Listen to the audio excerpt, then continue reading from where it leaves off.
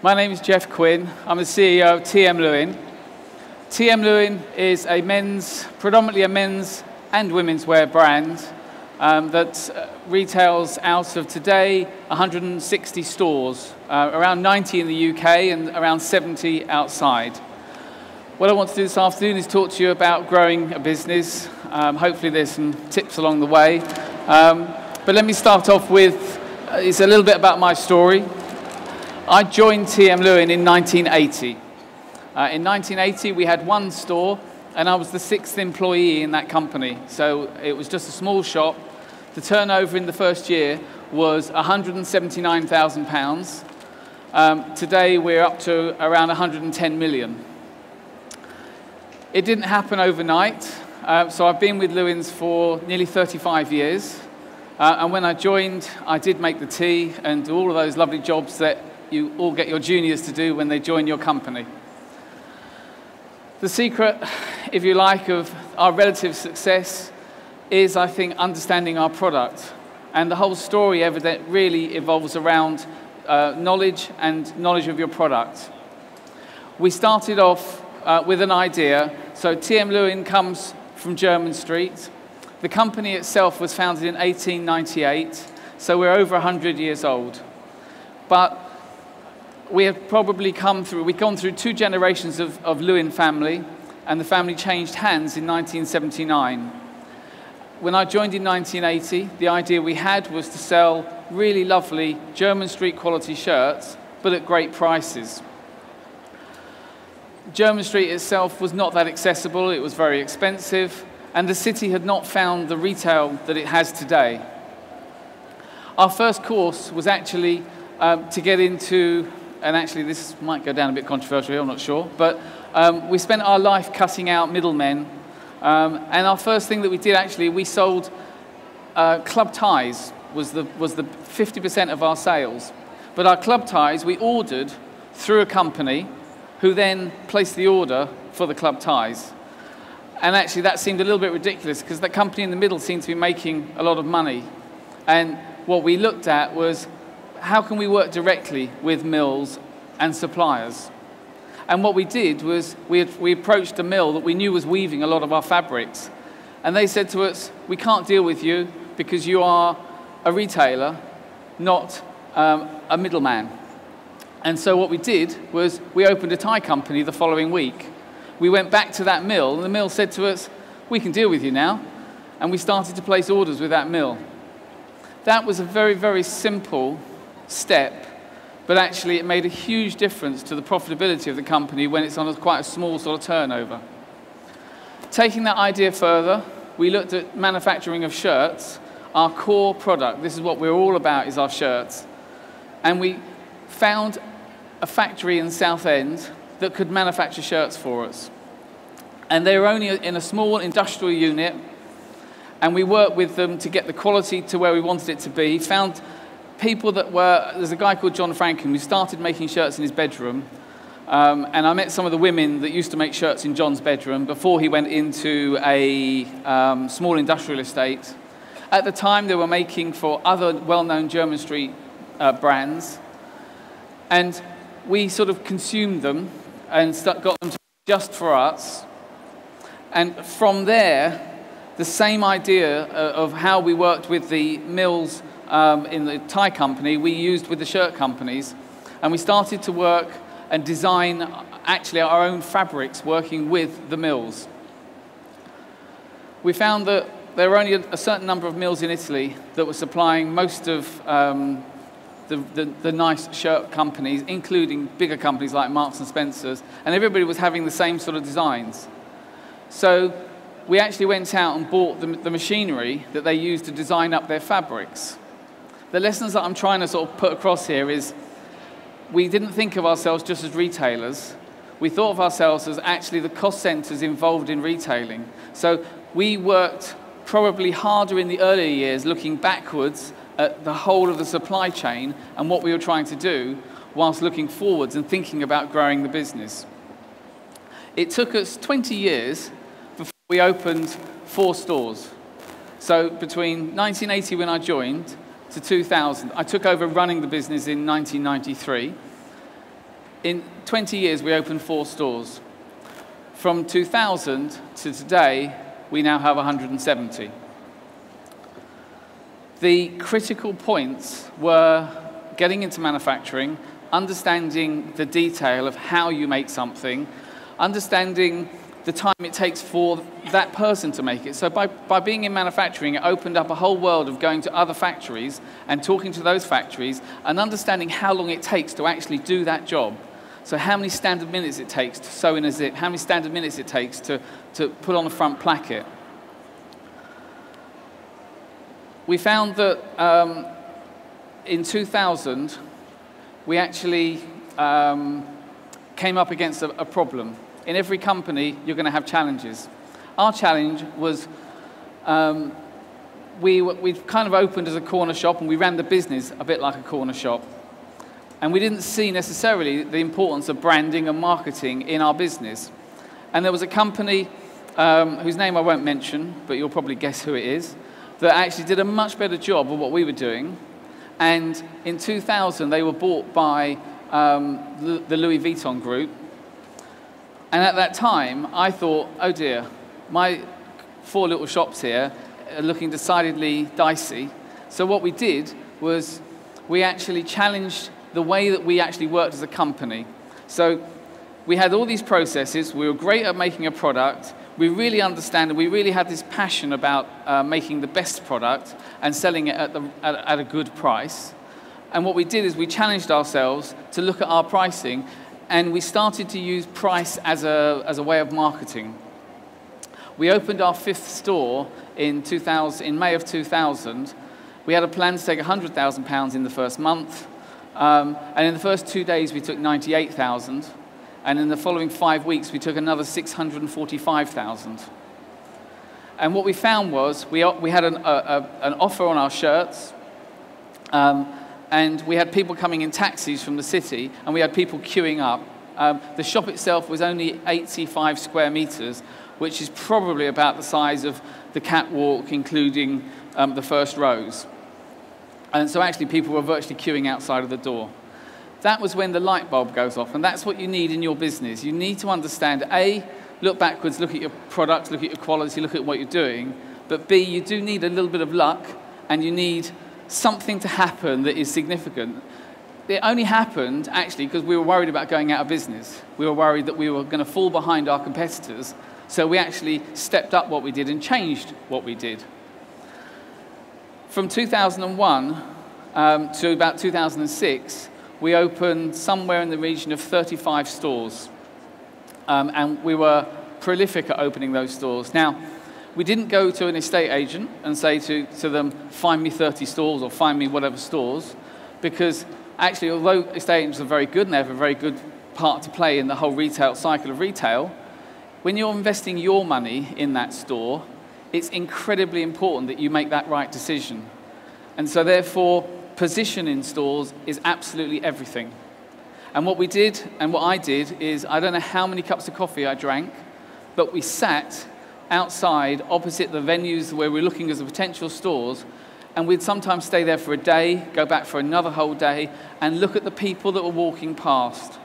And if you're a retailer, there's always these opportunities just around the corner, which are cheaper rents, and therefore it seems like it's a much better idea because actually you know you've only got to take that much money to make that rent work. But the difference between being on that street there and on that side street there is absolutely huge. You should never, ever, every brand that says, unless you are Louis Vuitton, every brand that says, I can open and I can get people to walk around the corner, you can only ever do that if you've got the most amazing brand ever. And it's not that many people that have. So position is everything. And then actually you get, after you've opened a few stores, you get an idea of the sort of money that you're going to take by looking at the people that are walking past, whether or not they are customers or not customers. And we built it up, and actually, because we started to do this quite prolifically, we got a little card, which was the size of a credit card, that actually had the square footage, the rent, the rates, and a sort of a model, so that we could actually say that we'd look at a store and say, well, we think that store can take £500,000. If it took £500,000, here's the rent, here's the rates, here's the thing, that's the staff cost, does it work? And you could do it literally while you were having your coffee looking at that store. We got to a point where in 2006, when I joined the company in 1980, there were two brothers that were running the business, and they bought the business in 97. One of them was my manager from Turnbull & Astor's at the other end of Jermyn Street, and I left Turnbull's to join Chris. Unfortunately, both brothers passed away, one in 89 and one in 93, which is why I took over. In 2006, we did a management buyout, and the management buyout was buying out the widows, and I was also a part owner of the business at that time. We borrowed money from some very nice people at a bank, which then, of course, was the Bank of Scotland, which then had some of their own sort of challenges. And we've never borrowed money to build our business. We only ever borrowed money to buy the business ourselves as a management team. But boy, has it cost us some money. So we carried on, and we grew at about, well, we're 2014. By 2012, we had over 100 stores. Every single one of them built on the same model, that they're the right price. Let me just talk about the manufacturing side. We went from our factory in 1983, where I met John, to 87, taking over a site and having a freehold site and building up our production. During that time, we also made for Ralph Lauren, they have a purple label shirt. So we were making some of the best shirts coming out of our factory. In the 2000s, when the business started to explode, we obviously couldn't make enough shirts in our own factory. We went actually, first of all, and I won't name their name, but we went to a competitor's where they were getting their shirts made and thought, yep, this is it, we'll just give them the order and we'll get the shirts. It wasn't as easy as that. We found very quickly that we have a certain way of making our shirts. I won't bore you with all the details, but in our collars are made up of 12 separate component parts, and if you look at something like 95% of the shirts worldwide are made with about 6 parts, and it's a poly dots, and it's called fusing, and it heat seals it together. We still make the shirts the way they were made 100 years ago, which actually is more complicated to do. To achieve that, we had to challenge the British standard on dimensional stability and actually came up with a Lewin standard. So the mills that we work with, we actually gave them, because we had the technology, we gave them the recipe for weaving our fabric. We've taken everything back to its source.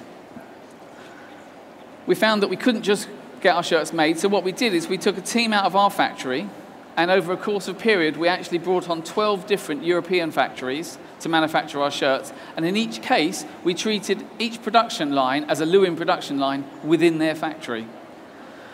We also, then, this is quite a nice one, everything that's made in Italy isn't made in Italy. And there was a particular mill that we were dealing with, and we did a very naughty thing.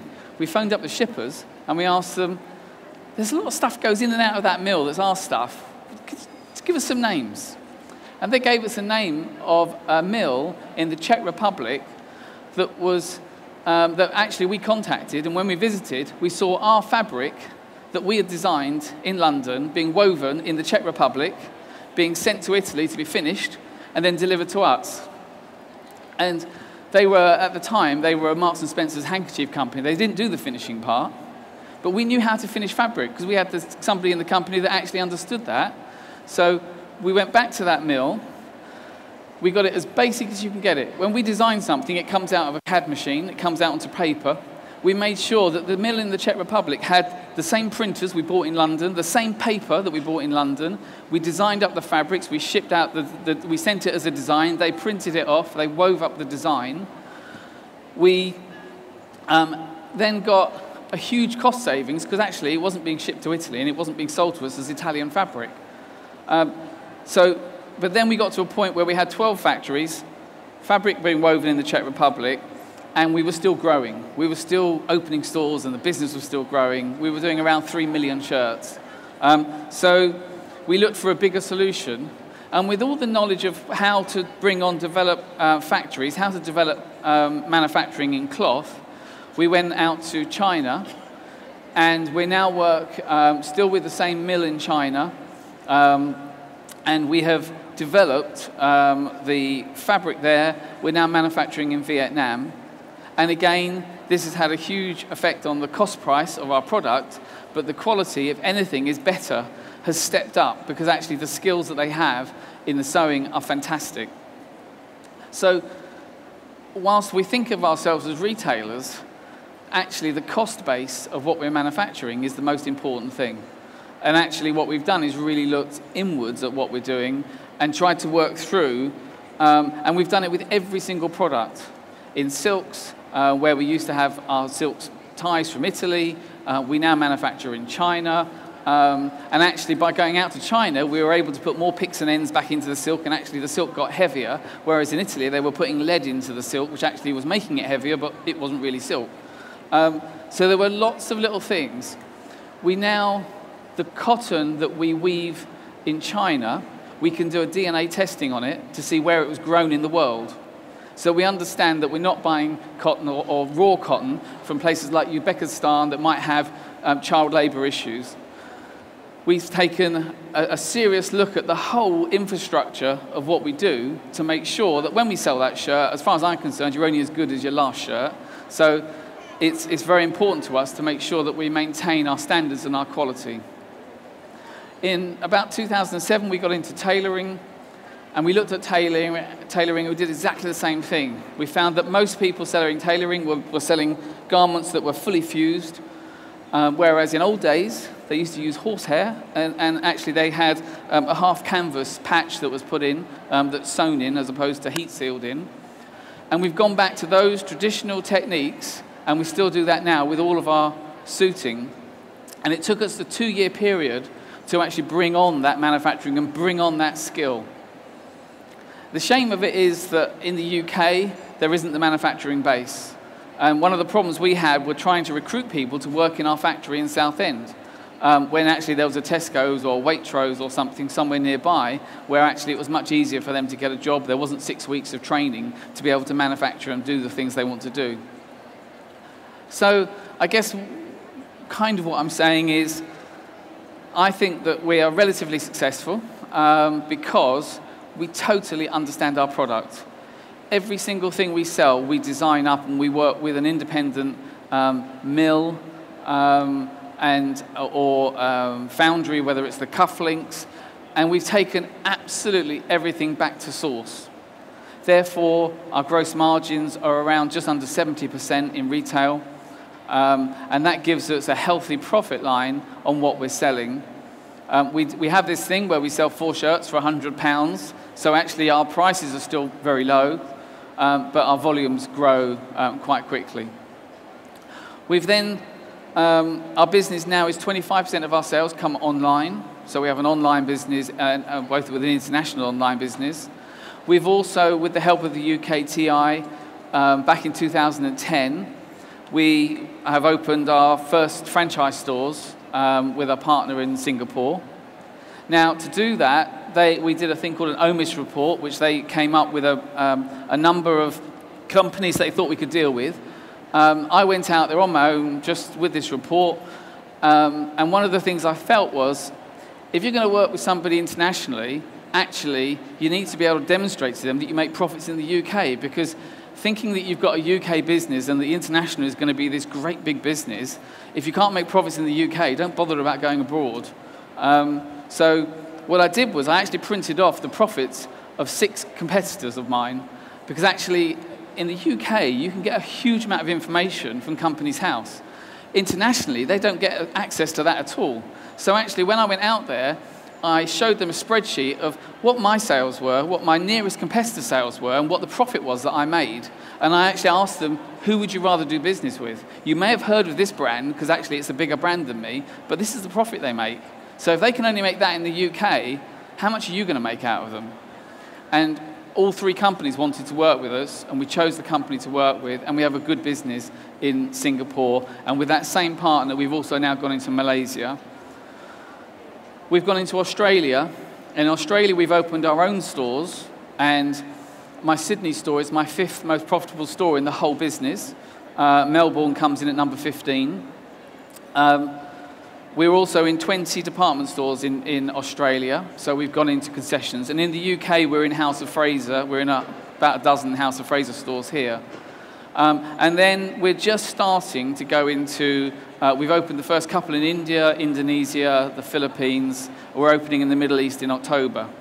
Now, the interesting thing, I think, is that when go back to that 2000 and that push-through we had, which actually came about because we were worried that we were going to lose the business. And at the time, I went from making a £400,000 profit the year before to a £400,000 loss. And that was what kind of drove you on. It's very interesting that today we're at a similar situation, really. We can't operate now without a huge infrastructure. I've got 100 people sitting back at head office, hopefully all working really hard. But some of them are doing things that I haven't the foggiest idea what they're doing. You know, I can't work those whizzies and merchandise whizzies and all the rest of it. I was much better with a spreadsheet and the dark arts and a bit of paper and a pen. But you can't actually grow a reasonable sized business without all of that information. But we've come to a point now where the last couple of years we've just been about sort of staying the same. And we make around 11 million profit. And to go to that next step, actually, is that you need a bigger push. So we've got the infrastructure, and actually we're at the point now where we're not looking to open more franchise partners. We're looking to really focus in again on what we're doing and get the same scale and the same level of skill and knowledge. And actually, it's a whole new world game now. We need to be really good at international. We need to understand where our international partners want to open their shops. Otherwise, we fall into the same trap of just going and saying to an estate agent, open me 30 stores. Because it's actually about, have they got the right location? It's actually, have they got the right stock? Are they selling it at the right price? So you're actually into another whole sort of thing. So I've kind of gone back to the year 2000 again. And it's as if nothing's ever happened in between. I've got to do it all again with a bigger team. And I've employed some incredibly clever people along the way to work in my business. And given them all shares in the business to make sure that they stay and we all grow together. But it's another ceiling. It's just another ceiling. So it's no different to being in 1999. I look at the same challenges, same issues, just a slightly different scale. But I'm incredibly excited. I'm an optimist, which is good news. I'm incredibly excited about what I see as the opportunities to grow the business and to go to that next stage. And I believe that 200 million sales is something we will achieve in the next few years, but only if we focus on getting all of those details and those bits right.